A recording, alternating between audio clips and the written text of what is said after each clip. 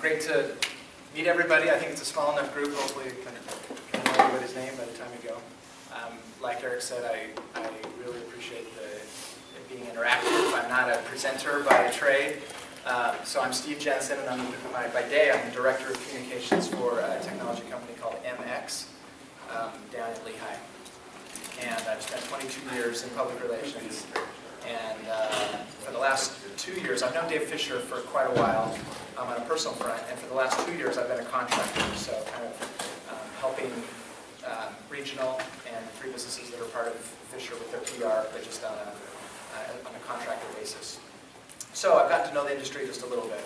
But you know, Eric said that a couple months ago it was popular. It wasn't because of me, it was because of the topic. You know, people are interested to know in this industry, in every industry, what they can do more, or what they can learn more about social media and public relations specifically. So before I go into a little bit more about me and my background, I just want to get a sense for who we have here. So I'm going to ask 3 questions. First is, raise your hand if you if you were here for the presentation 2 months ago at the Expo. Okay, a couple. Okay, that's good. A couple are. I was hoping a couple would be, but I was hoping it wouldn't be like all overlap. And then next, what role are you in the business? Either, I'll ask 3 questions. Those who are the owner, those who, so owners, and then if you have marketing under you, but you do other stuff besides marketing, okay, probably the rest, and then anyone that's just solely focused on marketing. Okay, so everyone has a lot of stuff going on.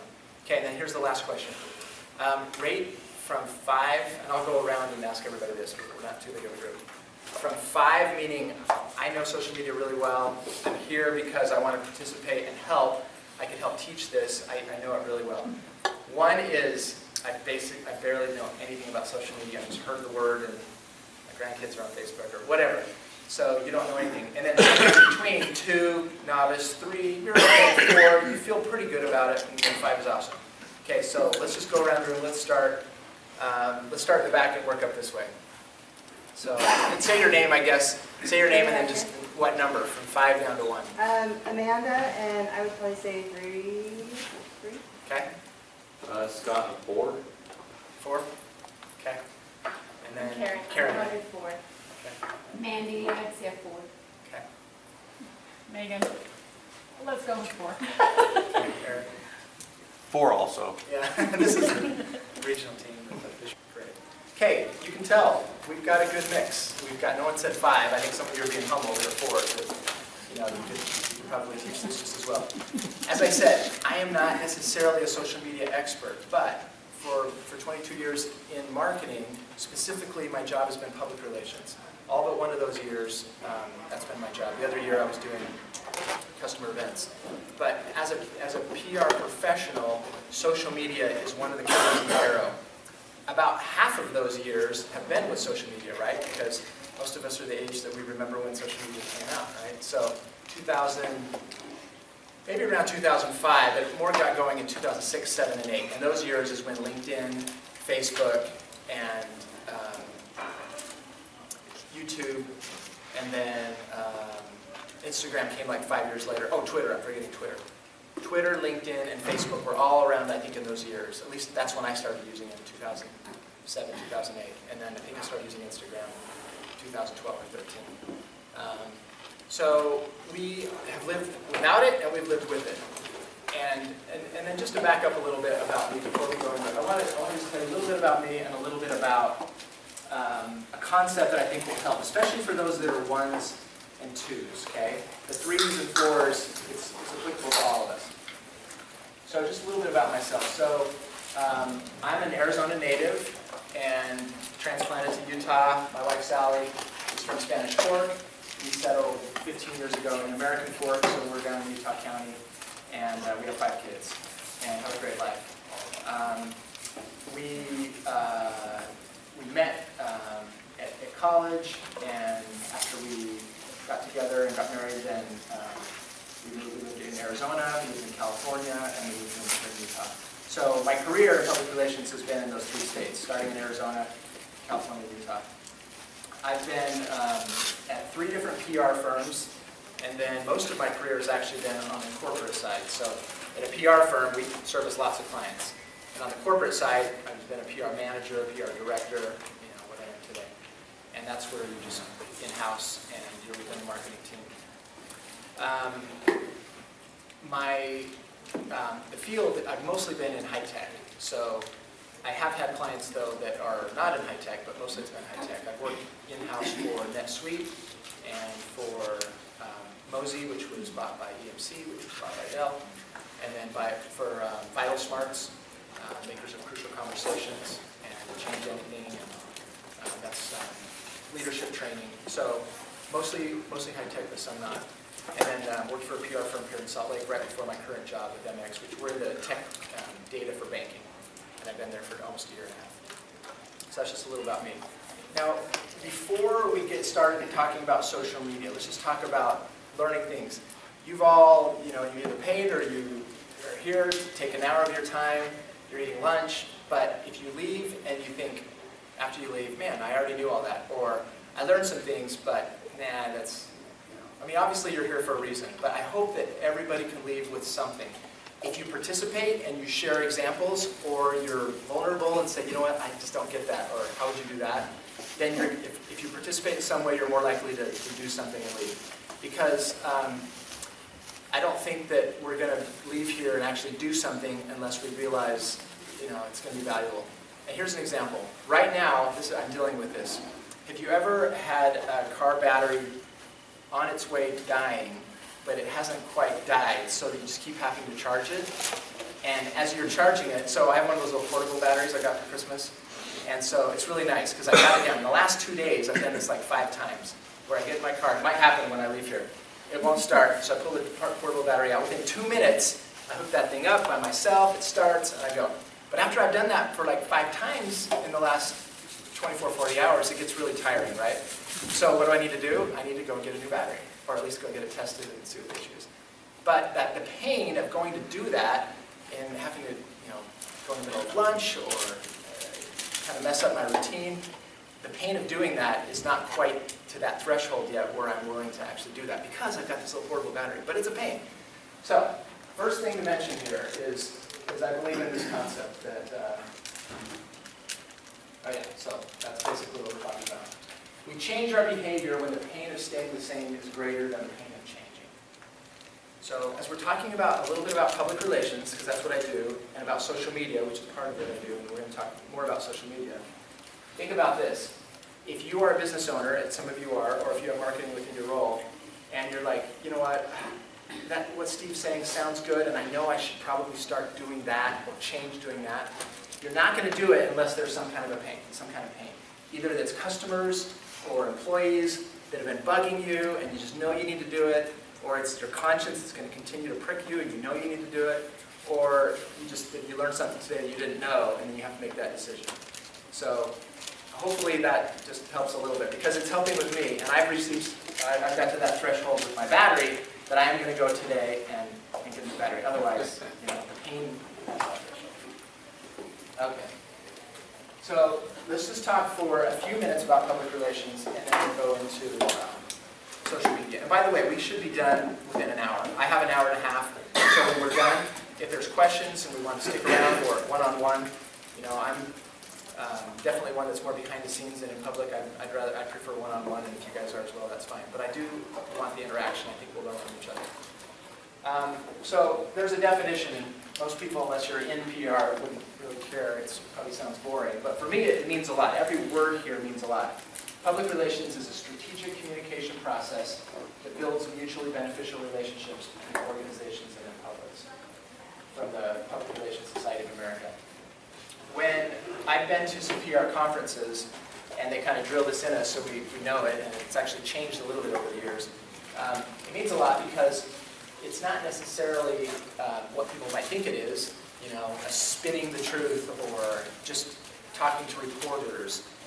It's a process, and it builds relationships. And everyone here is in business, so you're all about building relationships with your customers.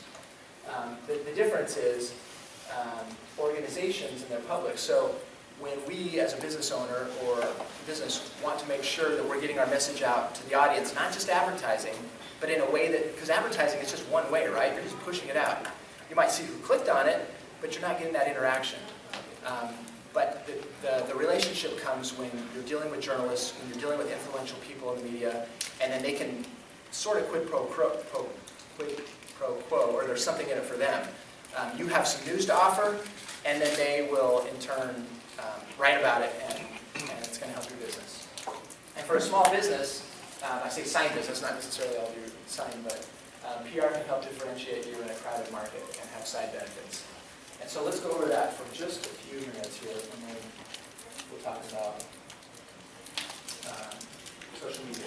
So here's 7 reasons a PR strategy is smart for a small business. First, credibility.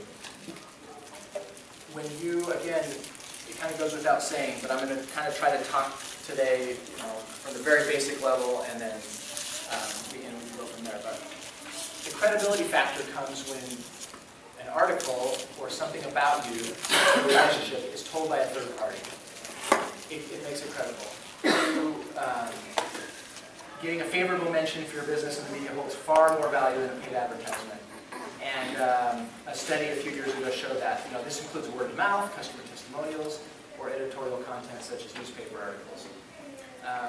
And some of the things that are used by PR people to do this is a press release, a press tour, or an in-person interaction between the journalist and you at the company, and other publicity-generating PR events. So if you have a big grand opening, if you're like, man, this is a perfect time, we have a one-time shot to do this, let's try to get someone to come, or let's try to get the interest of someone that can cover this, and it's going to give us more credibility. And then you can help shape public opinion. Now, not everything that you have to share is going to be of interest, so that's why you have to be wise, and you have to have someone that maybe you can bounce off. Whether it's a friend, whether you hire someone, it's the kind of thing that someone that's done that before, you can say, you know what, is this going to actually generate news? Is it newsworthy? That's the big buzzword for PR people, is it newsworthy? And if it's not, then maybe you just keep it to your employees, or your employees and close customers, and you don't even mess with trying to get it to the local newspaper or online blogger, or whatever the case may be. So credibility factor is big. Next is control. Public relations is something, you can control advertising even more because you have that exact ad that's going to go into the wording. But there's still a control factor with PR. When you write a press release, you're hoping that that release will get printed word for word somewhere other than your website where you put it. And you can pay for that, PR Newswire, Business Wire. There's other wire services that you pay money. A press release over the top Business Wire or PR Newswires tends to be somewhere between $500 to $1,500, depending on if you do the bells and whistles and getting it out there. But at the minimum, that's really minimum, about $500 for a good one. There are services that can do from just a couple $100 up to $500, but we'll talk a little bit more about what happens if you spend a little bit more. You can get what you pay for. So the control and a press release is a way to control your message through PR. Crisis management probably doesn't apply as much to our audience here because if there's a crisis in your business, it's probably going to be something more that's going to be a small scale, and it's not going to get national coverage, right? Because we're small. Maybe not even state coverage or local coverage. But think about what happens if, there was a big crisis management thing yesterday, but it was national, and that was Capital One. 100 million customers' data was hacked into. And so, these things have happened with big companies a lot, but suddenly the PR people from Capital One are just, it's like a beehive, just going nuts because of all the negative publicity that they could have stopped. So, crisis management is just something to think about. You know what? Just like for my home, what would happen if there was a fire or whatever? What about for my business? What if someone hacked something? What if there was, a death to someone? Or what if there was somebody that stole information? Or, heaven forbid, some big natural disaster or man-made disaster that came into the building? So think about those things and think, would I know who to call in the media? If that big thing happened, I would want to be caught unawares, I would want to have some kind of plan. And that could be a whole other topic. I've actually gone to PR events where it's just an hour and a half just talking about crisis management. There's a lot there. Exposure. Your business wants, obviously you want to get your name out there, and this is where social media can help as well. But PR, you get a lot of bang for your buck. For a relatively little amount of money,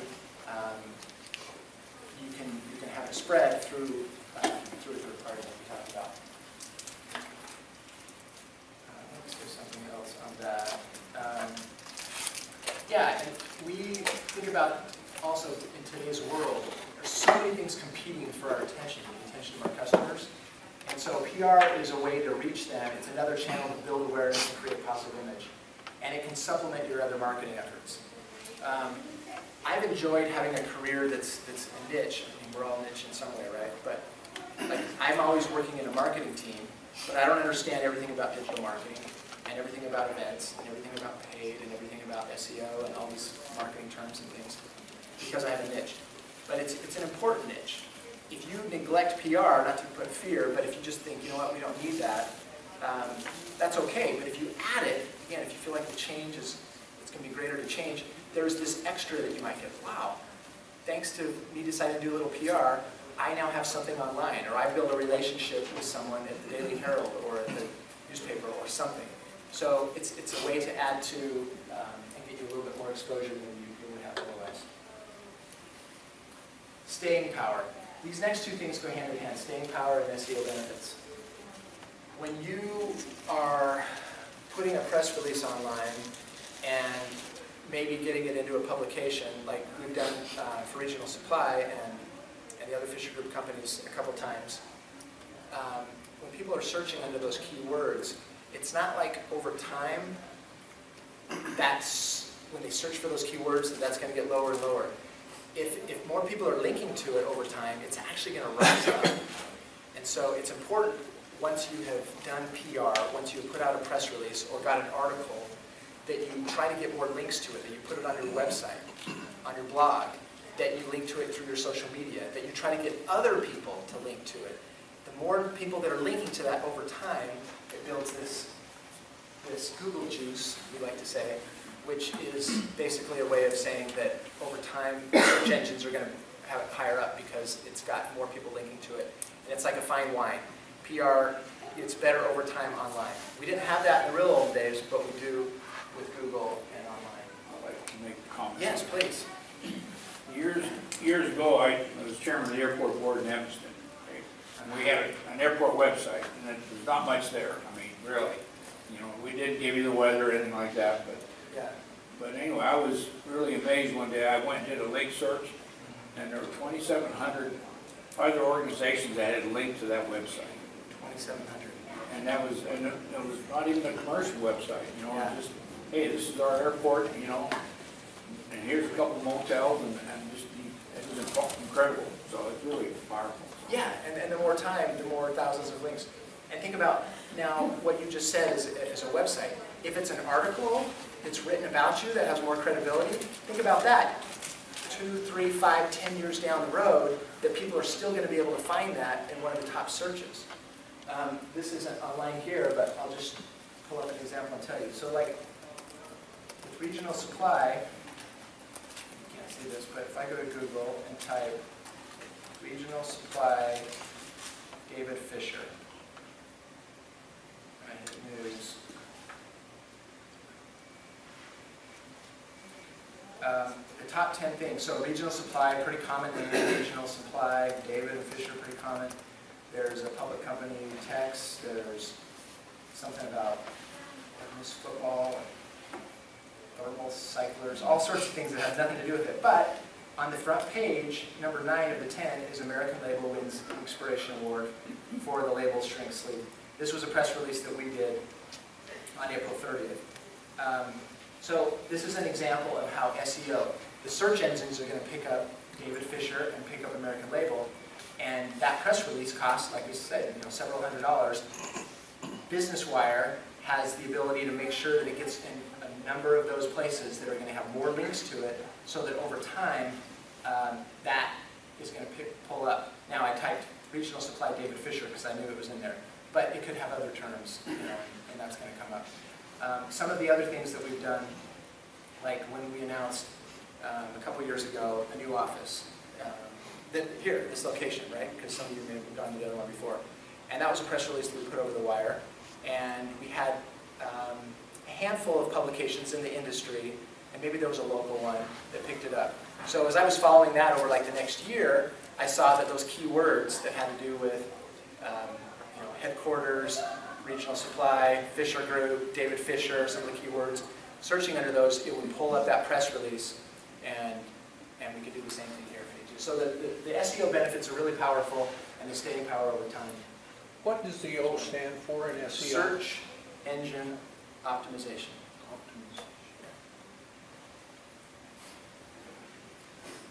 Yeah, and there are people that's all they do. There's companies that's all they do is just help your business optimize in the search engines. And some of you, in fact, anybody use an SEO firm or dabble in it themselves? Okay. There's like Boostability and Orange Soda, and those are just a couple of them that I know. But it's a whole big business. The value. When I mentioned that you get the most bang for your buck with PR, you know, small businesses aren't going to have the same financial resources that larger businesses do. And PR offers that bang for your buck, that it's probably more value bang for your buck for the smaller the business than bigger. Because your time is money, but if you say, you know what, I am going to hire someone, or I'm going to focus this bit of my budget or whatever on having a press release written and get it out there. Or it's not so much about a press release, I would love to get in this particular newspaper, or I would love to get some article written about me. You know, ask me or ask someone, what could I do? Brainstorm that. Make sure you have something that's newsworthy, remember? And then a small business can get something for a lot less than the thousands and thousands of dollars that it would cost to do a big advertising campaign. And it'll have more credibility. And the editorial coverage itself, of course, there's no cost to that, right?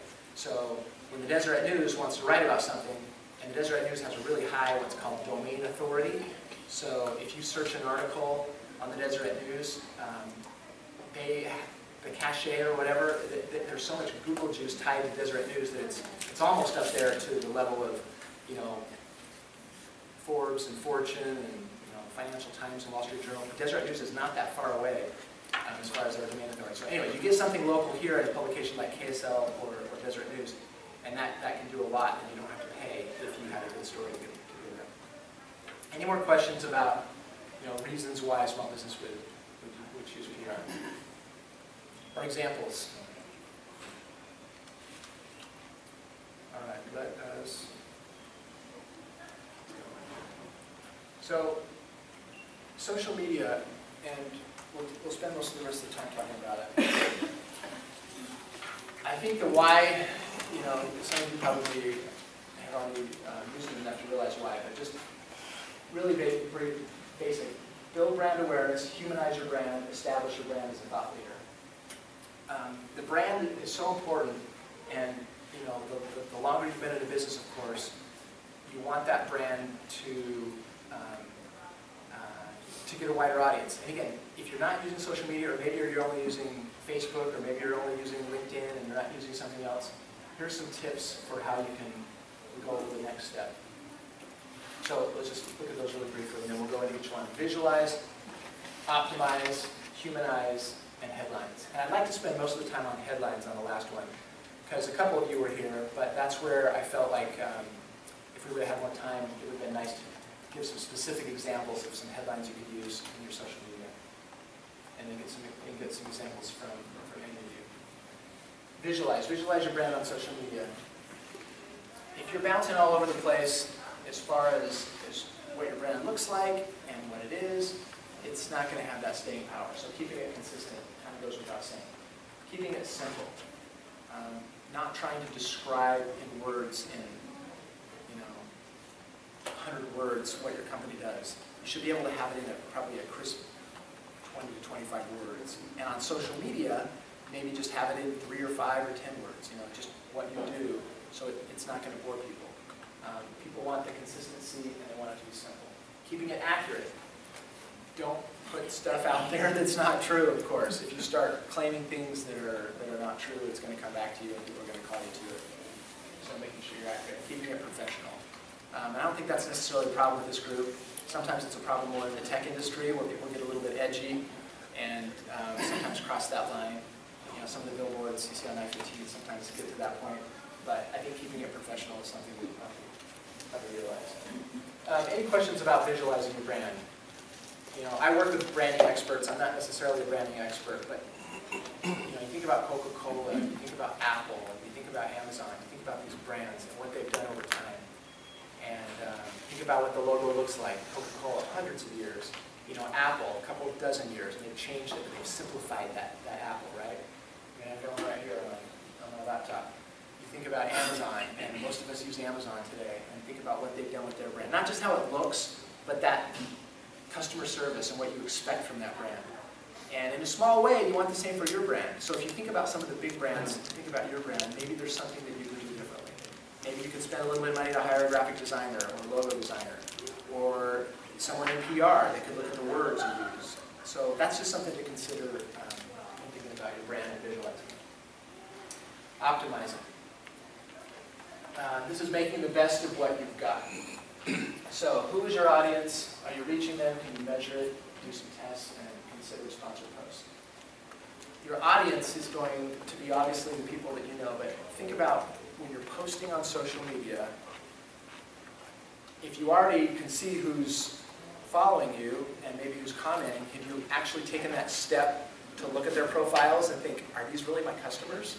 Are these really the people I'm trying to get to? Or is everyone, you know, employees and a couple of customers? And maybe that's okay, because maybe your purpose for social media is more of an internal thing and you're just hoping little by little to get more customers, vendors, partners, investors, you know, others that are in a bigger ecosystem of people that would be interested in you.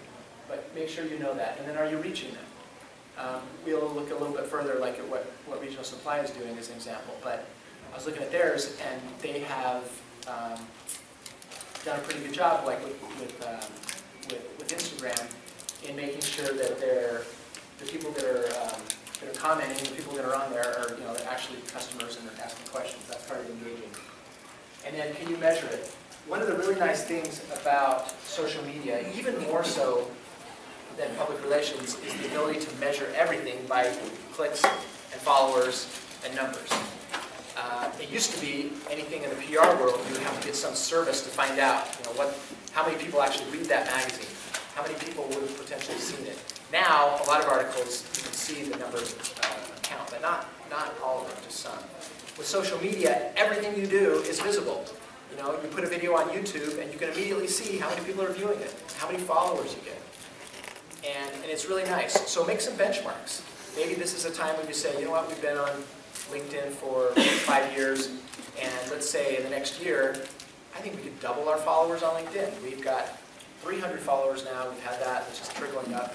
But maybe through some sponsored posts or something we do differently, we can try to double that and have some kind of a benchmark. It's so nice to be able to measure things on social media. And doing tests. You can run 2 different accounts, and you can post something the exact same thing and see which one gets a higher engagement. You know, there's a lot of different ways you can test what you're doing. Has anyone had any examples of something that they've done, whether measuring it, testing it? And we'll talk a little bit about sponsored. On the sponsored, yeah, please. I'll say something if no one's going to say anything. I think for us, sometimes time of day makes a big difference. I mean, sometimes you put something out and like hardly anyone sees it, and you put it out, you know, a half hour later, and 4 times as many people see it. Yeah, I was gonna touch on that, so I'm glad you brought that up. Turns out on Facebook specifically, posts published on Thursday and Friday receive the highest engagement. That's just Facebook. It's different for Instagram, Twitter, and others. So Thursday and Friday for Facebook. Now with Instagram, here's an interesting thing. You might think, it's the one that I haven't done, or maybe it's the only one that you're doing. And I'll go into the specifics a little bit more. Instagram, 80% of people on Instagram, and it could be higher, this was a little bit ago, 80% of people on Instagram follow at least one business. I follow a couple, but Mostly they're people. But think about that. If you're like, I don't know if I should go on Instagram. Well, just about everyone is going to follow at least one business. So if you have a customer, or family members, or people that you know will follow your business, it might be worth it for that. Who's on Instagram for their business? Okay, so just a few. Let's just go ahead and say, who's on LinkedIn? Has a LinkedIn page for your business? Okay, that's surprising me. I thought there would be a little bit more LinkedIn than Instagram. What about Facebook? Facebook page, pretty much everybody, right? Okay. What about YouTube? Posting videos. Okay, so less than half maybe. And then, am I forgetting any? There's a lot of other properties. I'm just kind of hitting the main ones. Twitter. Twitter probably for in this industry a little bit less. I use it a lot more in the tech industry. Okay, so Facebook. This looked like Facebook first, and then Instagram. So yeah, and by the way, if you haven't done that already, just do a quick Google search and say, when is the best time to post on Facebook for my business? Not only will it say days of the week, it'll say times of the day. It'll say, maybe it'll even go more specific if you say for a small business versus mid-size. You could even put in our industry. You know, there's going to be a lot of different metrics. You can pull that stuff up so quickly. Let's go back. Okay, so sponsor posts. I'm realizing more and more, and as I do trainings in PR, as I'm learning, because I subscribe to services as well to learn more about what's happening in the industry, that the lines are blurring a little bit more. In the media world, the whole media landscape has been changing for years, but it's changing in a way that makes it more difficult to do traditional PR with, you know, a person like me talking to a reporter who writes in a newspaper or magazine, right? It's more online. The news staffs are getting smaller and smaller. We all know that newspapers go away, magazines go away, everything's online. And so that's part of the reason why understanding how to spend money on sponsored posts, and sponsored is kind of the new way of saying advertising, by the way. The lines blur. Social media, the lines should blur. If you haven't experimented, who has done sponsored? Who has done paid money on social media to do sponsored stuff? So 3, 4, 5. Okay, this is good. And I would love to get some of your input here. It's different for Facebook than for LinkedIn, for Instagram, for Twitter, for YouTube. It's different for each. What we're learning right now, and I'm not talking a whole lot today about my day job, but one of my colleagues in marketing at MX, we started just a few months ago spending money on LinkedIn. And it's like going crazy. Like, by spending the money, suddenly our followers are naturally going up. You can pay, by the way, to get more followers, but it's not necessarily a good idea. It's usually not a good idea to pay to get more followers. But if you're paying for sponsored posts, you're like, this is a great one because this is about our new product, or we just moved into a new location, or we just got a new head of the business or whatever. Why don't we spend some money on that post so that we get the engagement up, and then we'll get more followers as well? Any examples from anybody on doing that? Because this is an important thing. You're going to get some people that will see that post and maybe just, you know, because they'll see it sponsored, because it has to say sponsored, it can't, you know, appear not. But a lot of people don't really notice that. And Facebook specifically for a small business, I hear, is maybe where you get the best bang for your buck in paying and doing sponsored stuff. I haven't done much on Instagram with sponsored. And, you know, if you didn't know, Instagram is kind of maybe the most popular with the rising generation of the ones that we're talking about. You know, there's other things like Snapchat and stuff, but as far as a business goes, Instagram is probably the most important social media platform today because of how it is now, because of its future, because of the rising generation there. But if you're going to pay money to do sponsored posts, I would look at Facebook, and those of you that are on LinkedIn, really powerful on LinkedIn. LinkedIn is great because you can get really targeted. You can say, I want to target 18 to 22-year-olds in, you know, Salt Lake County that have a title of director and above, and then have a few other criteria. You can get super, and you can do some of that on the others as well, but get a little more. Again, I'd love to hear some examples if anybody has. Yeah, please. And tell me your name. Okay. Brenda. Sorry? Brenda. Brenda, okay. We put an ad on Facebook just for the product that we produce, and in 1 week it doubled our followers. That's awesome. Can you say roughly what the followers were before and after? No, it's quite small because it's something new. Yeah. But we don't only the followers get to, let's say, probably about 50 and 60. But about 100. But it doubled just from that. Yeah, you weren't paying to have people follow you. You were paying just to get more eyeballs to see that. And suddenly the followers are going to double because all the people see it, and then they have to hit the follow button. And yeah, it's a great way to boost. And it's really nice because you don't have to, you realize you can spend $5, $10, $20. You can start that small and see how it goes. And I'm saying in general, not necessarily for any of the specific properties, but you know, you probably didn't spend a whole lot. Not really. Not really. Yeah, and so try it out. And then make it easy, right? As you're there on your page, it says, do you want to sponsor this post? Write up a post, post it, and then it'll probably ask you, do you want to sponsor it? And then you can put how much money, put your credit card in. So I just want to really emphasize that it's a really good way to increase followers. Not necessarily engagement, which is important. You want people to be commenting. You want people to be real. You don't want it to be fake. But it will get your followers up. It will get more eyeballs in front of it. Okay, so the next thing is humanize. Show them you're a real person. We live in a world where more and more it's about being real, right? Think about advertising, think about interactions with people, just think about business, and things have gotten a little bit more maybe casual in the workplace and a little bit more real.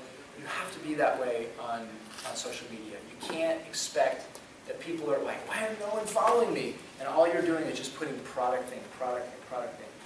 Instagram specifically, people will go there to see people. They want to see faces. And if they're expecting, and for whatever reason, it's okay to only put product stuff. And I know there's examples of that.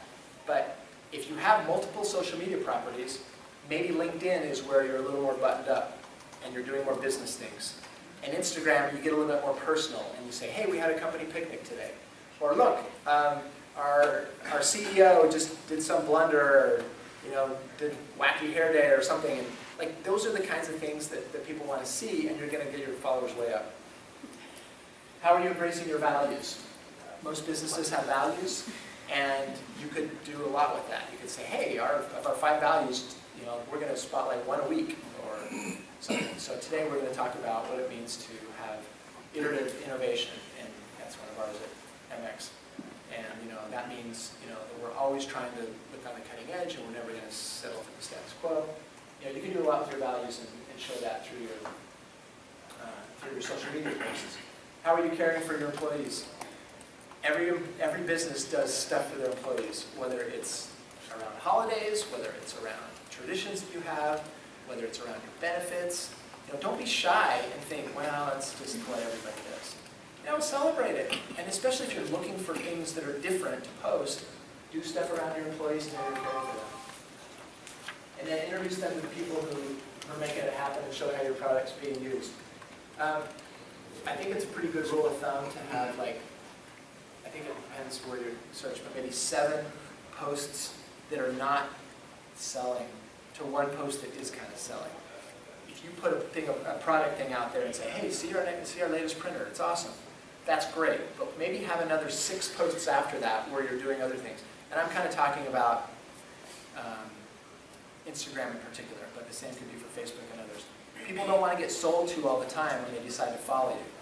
If they want to get sold to, then they're going to call you up or email you, right, and they're going to talk shop and go straight to the product. But when by following you, they want to see a little bit more about what makes you real, humanizing it. And then there is that time and place for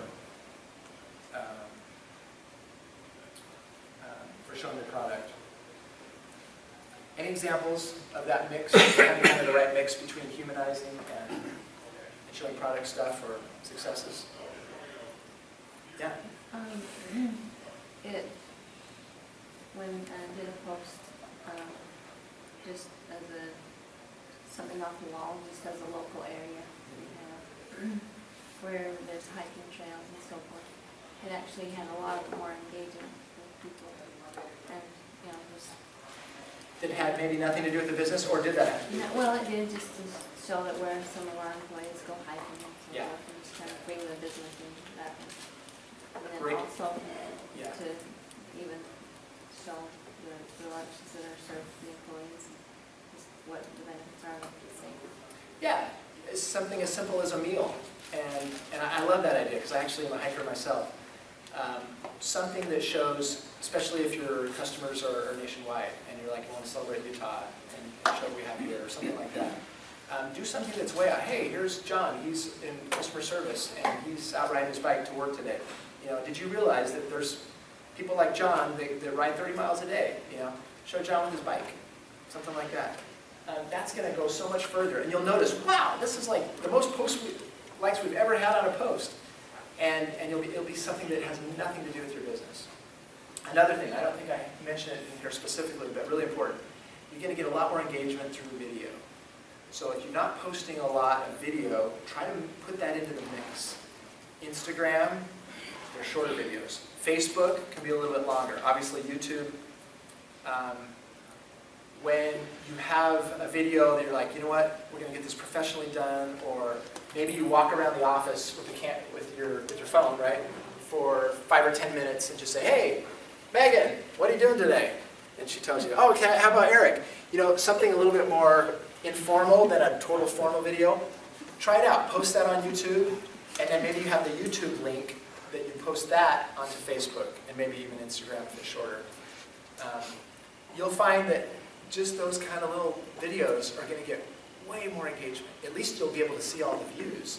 You make it, 10 times or more views from that easily than you would from just a normal post. And yeah. I just have a question. When you post videos, do you just post the videos to Facebook only? No. Is it always linked to? Yeah, I think it's a good idea, and I'd love to get input here, but I think it's a good idea to kind of have YouTube to be your base. That's where you post it, and then use that link to post it on Facebook or Instagram or Twitter. What? Why do you think that? Why? Yeah. Well, if you have it on your website, that's great too, but a lot of people, you can probably get it quicker. As soon as you have the video ready, then you can just, from your phone, just upload it right to YouTube. And YouTube's kind of a lingua franca. It's kind of a worldwide language for videos. So I think it's going to help get more traction as well online. We're talking about the search engine optimization. But maybe someone disagrees, yeah. So if you post a video on Instagram, would you link it to your Facebook, or would you physically go onto Facebook and post it separately? Do they see different views being put on from different platforms? Yeah, so actually, so Instagram is owned by Facebook, right? Right. So that's nice. So we should make that distinction and make sure that's clear. When say you're going to post on Instagram, do any of you automatically post on, you click that little button to post everything you post on Instagram on Facebook? Mm-hmm. Yep, I see some heads. So, yeah, you don't, okay, so I'm glad you brought that up, because maybe it's just a short little video that you have on your phone, and you're just going to post that on Instagram. Click that little button, it's automatically going to go to Facebook. And then you just skip the YouTube thing. If it's a longer one, maybe the kind that I'm talking about, that's more than a minute or so, then maybe that's where you've posted that on YouTube, and then use that link. You can't post a link, though, on Instagram. It has to be on your profile. Yeah. So, you know that. Facebook's easier. You can upload a video onto Facebook directly. But Instagram is made for photos, and so Facebook's kind of both. Does that make sense? Any questions about that? These nuances between Instagram and Facebook, which is one's owned by the other, and YouTube, and where you can post on what. Yeah? Not a question, but I do music on the side, and I've made several music videos. Yeah. And I did the folk show because I wanted attention on my YouTube, so spread the YouTube link. People browsing on Facebook a lot of times are really lazy and just want the lowest browse simplest thing. Yeah. And clicking the link to YouTube is a little too much. Sure. I tried again with my second video and uploaded straight to Facebook. Got way more views than I did link. That's a good example. So, just like her question, if you have a really short video, maybe it's just, what is the rule on Facebook? I usually keep my Instagram ones to like 7 seconds, but Instagram gives you up to like 60 seconds. yeah, it can go up to like 60 Unless- seconds. Yeah, and then the story, I think, is a little longer. Right, yeah, there's a difference also between just posting on Facebook, Instagram, and posting on Instagram stories. I wasn't planning to go into that here, but if those of you want to hear about that, that's another way. So, like he said, tell me your name? Colin, and your word? Nicole. So Colin and Nicole had 2 great points. post directly on Facebook for higher engagement, as opposed to putting it on YouTube and then posting that YouTube link into. It won't just have the link; it'll also show the thing, so you can just click right on it. But you'll probably get more engagement if you directly upload the video to Facebook, or if you directly upload the video to Instagram. Yeah, and again, it's different for everybody, because some of you guys are on Facebook and Instagram, and not both. But if you're on both, good idea. Post on Instagram, and then click the button, and it'll automatically go to Facebook, and then you kind of mirror and have the same thing on both. I notice that a lot on my personal Instagram and Facebook. There's only a little bit of overlap. So I have followers on Instagram, mostly that are totally different than the ones on Facebook. And so you see a couple of the people that will like on both, but mostly they're totally different groups. And so why not take advantage of that opportunity to 2 for 1? Yeah. Do you think posting to Facebook through Instagram lowers your ranking on the Facebook page? Like the actual interaction or the post availability because it wasn't posted through the native Facebook app? I don't know, what would you say? Because I posted a few on, just because I forget to link it from Instagram. I'm like, oh crap, so I go to Facebook and repost it. Yeah. And I don't know if it's because maybe it was 3 hours later during a different time window when I repost it, but it's like, are they going to see it less because it was linked from Instagram over to Facebook, or are they still going to see it the same amount of the rate-wise? I Do we think have? so. I think they see it less. I think it's So you should better, if it's an important one, to spend a few extra seconds or maybe minutes to do them separately. I noticed that on LinkedIn. We use this service, and there's services that can help you so that you can queue all your stuff up. HubSpot is one that we use, and then there's Hootsuite and other ones. But like when I use HubSpot and I post from there to LinkedIn, I don't get as much engagement. So I just go straight to LinkedIn and post whatever I'm posting straight there, because I've noticed the engagement tends to be better. But these are going on. So this is kind of a side note. Any other comments or questions or success on using video? All right, let's move on. Headlines. It's the only thing that most people read. Think about you, and then think about what you do and what your customers are probably going to do. You have all this great content, you have all this super stuff that you put in, but most people are just going to look at the headline and move on. Think about it on Instagram or Facebook. When I'm on Instagram, I spend 1 to 2 seconds maybe on each person. And I'll like stuff after 2 seconds without reading their thing. You ever do that? You see the picture, you know the person, you like it, you move on. Now that's a visual because that's Instagram. But on Facebook, on LinkedIn, on Twitter, anything else, the headline or the photo, just that 2 seconds that you have is so important. So get to the point, make a bold statement, use a myth buster, ask a question, create a sense of urgency and mystery. Let's go into each of these and show some examples.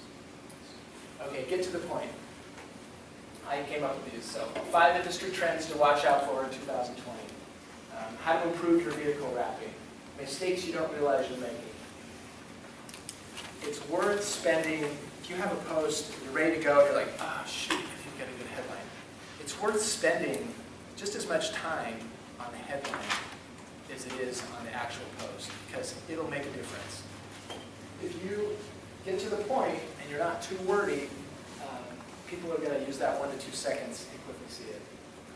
And this overlaps with some of the other ones, so we'll keep going. Make a bold statement.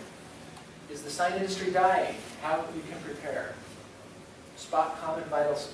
By the way, you can write stuff down, but I'm going to send this to everybody that wants it, so it's being recorded as well, so you don't necessarily have to write it down. Spot common vinyl scams with these 5 tips. I don't know if that's really accurate or not, but the 5 things your vendor won't tell you. So you're kind of like putting a stake out there and thinking, wait, what wasn't my vendor going to tell me? I want to know that. You know, there's 5. If you did 15, it's probably too much. So keeping it bold in just a few.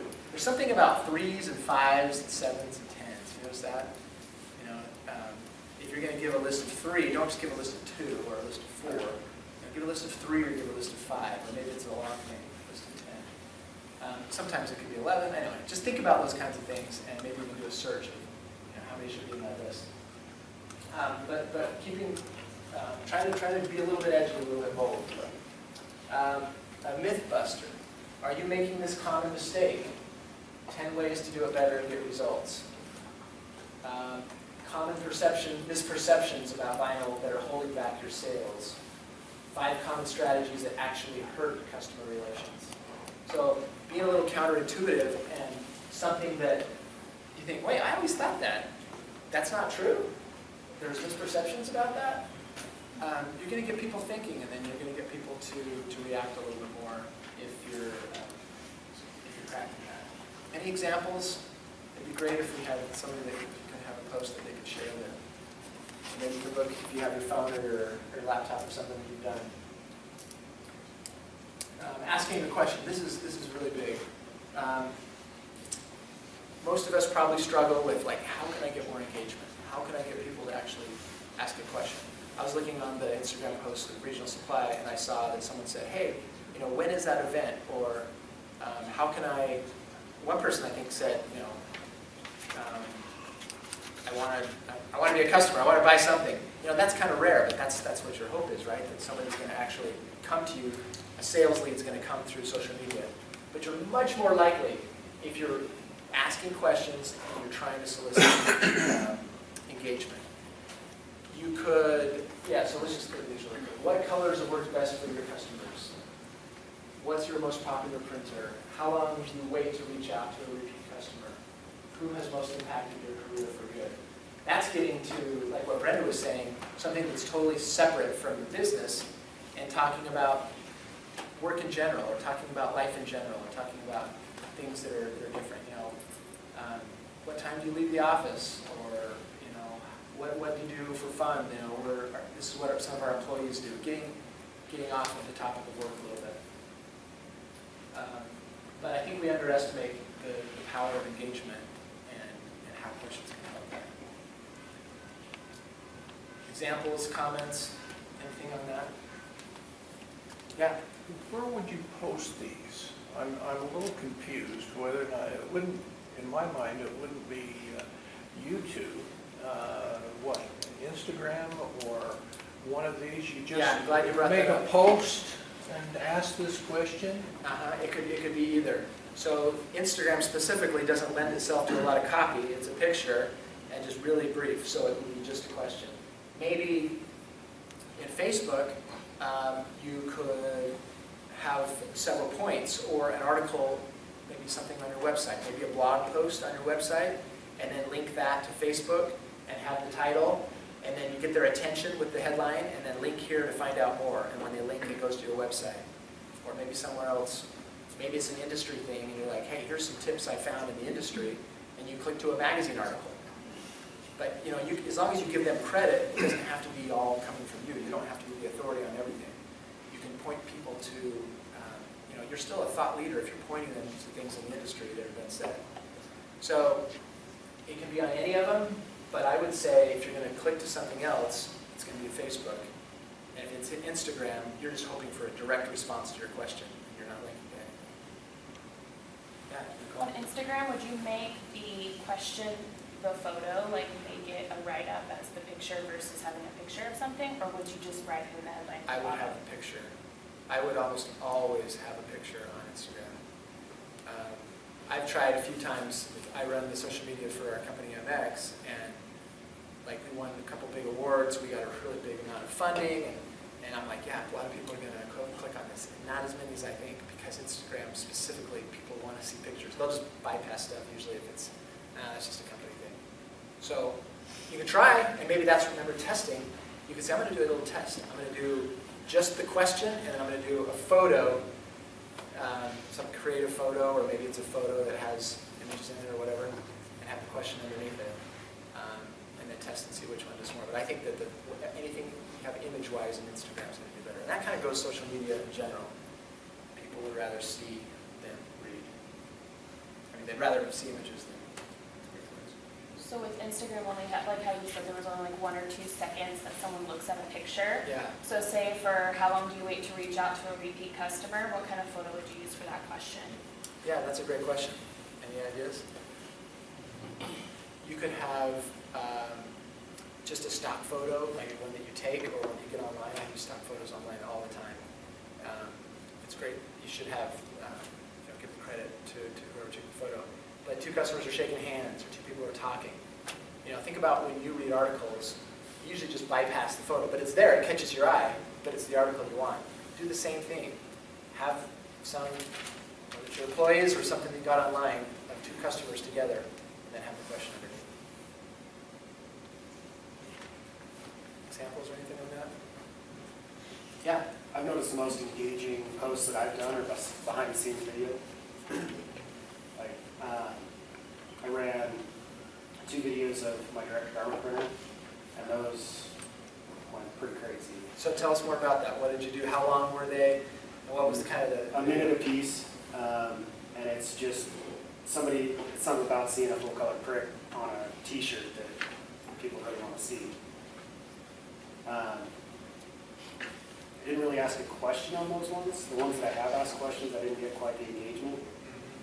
But I've noticed that just behind the scenes in general, people like to see how something's done, something that's really mundane for us. They like to see it. Do you mind, again, I got this on, and I can't change it, but I want to pull it up here. You don't have to, but whether now or after, I'd like to see it. Can you tell me? I can pull it up. So what would be the keywords on YouTube? It's on my Facebook page, and it's just under JC Pro Design. Okay, so you have to be on Facebook. And JC Pro Design. Yeah, and I just posted a video of a finished wrap we did, and that one did okay.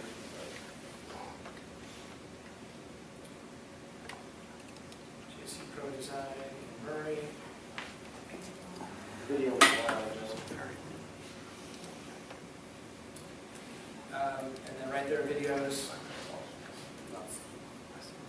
The first video. So there's one called Been a While Since We Posted a Video, and it had 231 views on February 8th. Okay. And I think he was just showing a DTG. Yeah. Okay, so yeah, it looks like you guys are posting a lot of stuff. That's great. So a normal post will get a handful of likes, right? 5, 7, 10 likes. And then I have to scroll way down, but maybe it's in the videos. I won't go into it now, but you said, you know, several hundred likes on that. How long did it take you to produce the video? A minute, 8 seconds. That fast? You didn't have to do a lot of planning, you just kind of showed it right there. That's a great example. Yeah, way underutilized. The only thing you can do wrong there is maybe post too many, and people, but you know, that would be like posting something every day. And maybe you get into it, and maybe you have someone on your team that's doing that. And you're like, wow, we get so much engagement. We're going to show something else in our office, something else in our business every day, and do that. That's a perfect example. On which platform are you doing this? Facebook, right? Yeah, Facebook, I've seen the best with video. Instagram is definitely photos. LinkedIn is links. So that's a good summary. So what you're saying about Facebook is don't just post it on your phone and upload it, but actually have your Facebook app open and say, do a post or do a video, click video here and do it right there. Does that make sense to everybody? You have your Facebook app open, You have the and you're going to like post something right there, but instead of writing something, you're going to do a video right from Facebook, as opposed to doing a video like you normally would and then pulling it into Facebook. The native video app in Facebook is going to get you more engagement. That's a really good tip. And Facebook Live is way better. So that was, did you do any of those Facebook Live? I didn't do any of those. We did a Facebook Live video of wrapping my bow, and that one got a lot of interaction. Cool. Did you like do it in time lapse? We started just the Facebook Live and walked around the boat, showing what we were going to do, videos of the color, and then we posted after, because that would take longer. Yeah. Yeah, you can edit, you can do time lapse. If you have an iPhone, if you ever use your time lapse, that's really cool. Then you can do things really quick, like wrapping. It sounds like a great thing to. And then last year we were at the SGIA show, and they had a wrap competition for a tailgate, and we Facebook Live that one, and that one had a lot of engagement. That's That cool. was a bad, but I did. Yeah. I was by myself and it was just too much to see. Oh, there's so much there. So Facebook Live, Instagram Stories. Now Facebook Live and Instagram Stories. Facebook Live also will just stay on for a short time. like Instagram stories. Instagram stories are a day, is Yeah, it? 24 hours. 24 hours? But Instagram has live too. Yes, you keep them on your profile, so it's not like you're wasting it after a day. And then, as you said, if you're on LinkedIn, then people want links to articles and links to things. Yeah. So, excellent. There's, do we, yeah. Just, I would take a few minutes, and maybe it's worth it with the time you spent here, to just do a couple of quick searches. Social media post ideas for business. And I came up with this 101 social media post ideas for businesses. You just start looking down there, just in a few seconds, you're like, oh, I could do something like that and cater to my business. There's so much out there that has been done, and it may seem overwhelming, but just a quick search, some of the top results could be all you need to kickstart your thing. So we did the poll and kind of saw what people are using. So here's some examples as we're kind of wrapping up here of regional specifically. Again, it sounds like Facebook is the thing more than anything that people are using, most of you, right? So you probably know the elements, and here we are, this is what we're doing today, so that's an upcoming event. Maybe put, so is Eric, you're doing social? So maybe put you on the spot a little bit. What are you thinking about when you put up something, whether you're a banner or an upcoming event? Are you just doing it as a post? You're just tagging it as an event? What are some of the elements you're thinking about when you post?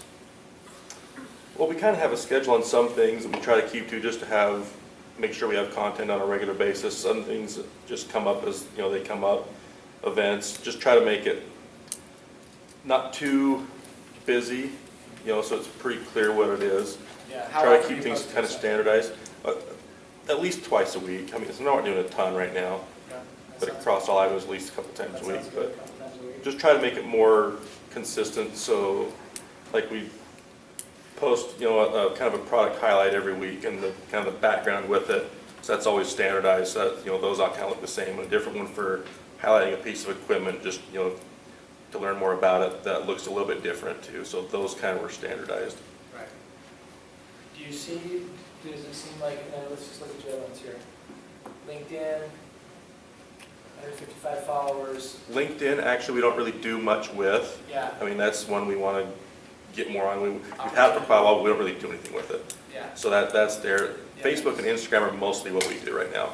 As well, as far as social media, I mean, we do texting and e-blast type stuff, but is that purposeful that you realized our customers are not there, or you're kind of just guessing? We know, just kind of, it got set for some other stuff a few years ago, and we changed some things we're doing, and it just kind of got left behind. So yeah, that was the biggest reason. Okay. So the Instagram. Now Instagram, I'm kind of pitching Instagram, right? Because it's more recent, and the younger generation is there, and it's probably the most important social media property today for a business. I think overall, again, maybe Facebook is more important for your customers, but if you haven't transitioned to Instagram, it's maybe not a bad idea, at least to test it out. So look, Regional has 535 posts they've done. That's over several years. Yeah, like I say, 2 or 3 a week on average, so Okay. a few years. 450 followers, 113 that you're following. And this is, in my opinion, it doesn't really matter how many people you're following. As a business, you're not going to go into all their stuff. But one advantage of following people, little by little, or all at once, however you want, is that people are going to follow you back, right? So if you want to get that follower number up, you don't want to have to pay for them. Just follow other people. People that you think would possibly want to follow you back, not just random people. And we try, on both these, I try to follow our customers too. I mean, that I know of that are on there. Right. So. And it's a given that when you're following someone, when a business is following your customers, it doesn't mean you're going to look at their stuff. It doesn't mean that you're going to go in, but you're showing them, look, I respect you. You're a customer. I'm going to follow you. I do the same thing in mine. And then you're going to get more followers that way again, because people are going to follow you back. Any other things on Instagram specifically? Oh, and then do you cross-post with LinkedIn? I don't. Twitter? I post them separately. Sorry, with Instagram and Facebook. I do them separate. You do them separate. And how come? part of it is, well, some things on Facebook, I schedule some posts, and you can't do that in Instagram. Right. We're looking at doing a set, like you talk about the program, being able to do that. We just haven't done that yet. Yeah. Partly in the past, also with Instagram, if I've done stuff with, with classes we're doing, I'll post multiple pictures at a time, so I'm not doing a different post, every 10 minutes all day long. So post multiple pictures. I think it's different now, but in the past, if you did multiple pictures in an Instagram post, they all were square. I think now they don't have to be. Yeah. I haven't looked into that a lot, so that's why I'd kind of do different pictures on each one, so that's partly why I would post those separate. Yeah, I like doing multiples on Instagram. And so if you don't know what he's talking about, multiples means you're going to see this, but then you swipe and then you see the other 4, 5, or 6, or 7 pictures, whatever it is. Not necessarily seeing all the pictures in one box. Facebook kind of shows the different boxes. You can see them all at once. But in Instagram, you can post several things and then swipe. What was you had a question? Well, I'm looking at this. Is this a home page Instagram, or I'm stuck on a loop in reference trying to do a headline or asking a question? And I thought you said asking the question would be, this Instagram would be the platform to use, but this is, to me, is more of a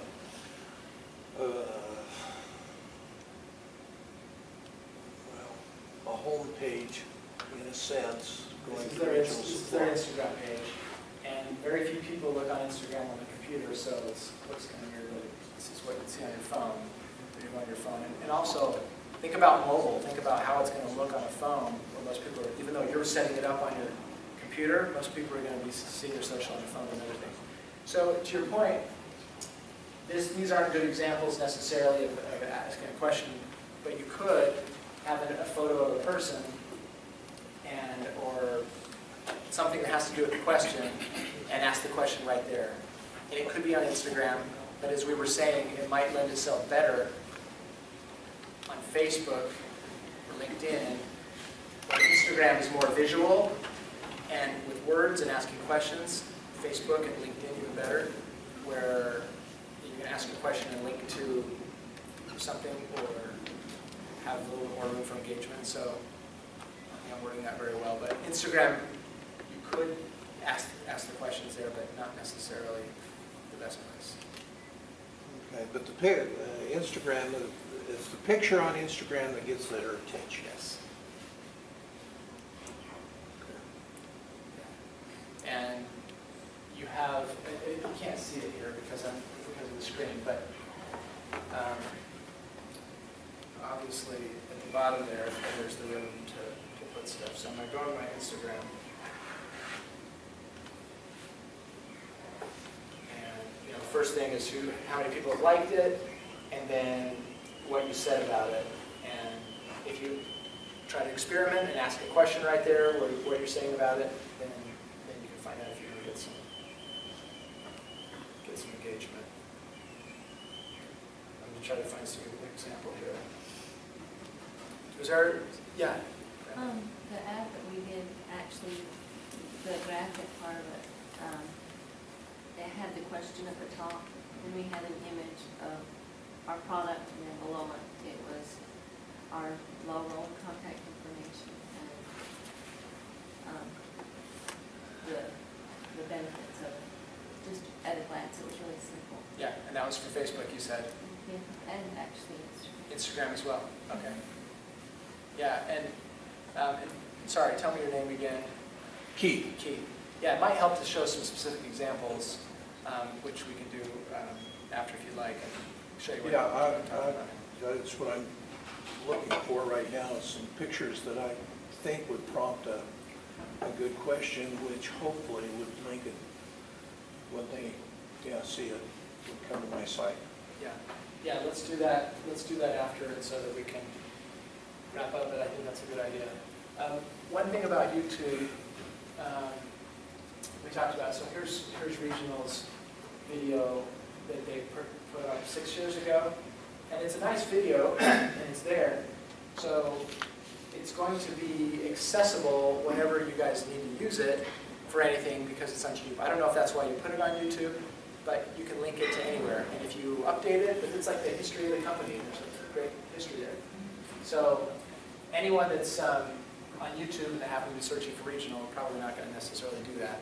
But the video is going to probably come right up because it's been there for 6 years and it's you labeled a regional supply company overview. But I do think, like what, tell me your name again. Justin? Justin, okay. Like what Justin said, consider posting videos directly into the app, whether it's through the native Facebook or right into Instagram. And doing stuff on YouTube is great, and you can have it in both places. But for the new videos you're doing that you want to get engagement on, consider just posting it directly there. Any other comments about any of these little, this is a final remember.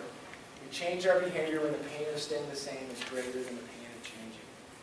If you leave today and you don't do anything, then you must not have any pain. So that's not a bad thing. If you have any kind of pain and you're like, I know what I need to do, or I've learned something, even one thing today, then hopefully that will push you to change. Hopefully that will push you to actually do something, and then you'll be glad you came here today. So that's all I have, but I'm able to stick around. We've got 15 minutes or so till I need to go, so thanks everyone for coming.